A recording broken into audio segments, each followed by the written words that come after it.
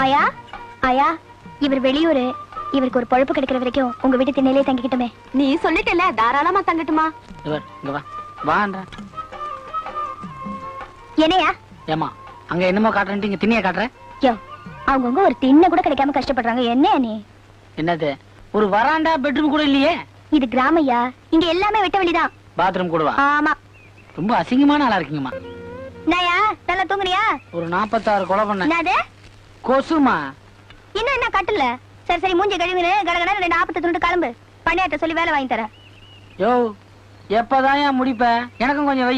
முக்குறான் பா. ஆயா, எனக்கு 2 ஆப்பம் போடு. வாவள்ளி, அம்மா எல்லாம் சௌக்கியமா இருக்காங்களா? எல்லாரும் நல்லா இருக்காங்க. அம்மா, உன் கல்யாண சாப்பாடு எப்ப போட போற? இப்போ என்ன ஆயா, கொஞ்சம் சட்னி போடு. இன்னும் நீ முடிக்கவே இல்லையா? எனக்கு போடுங்க. எத்தனை?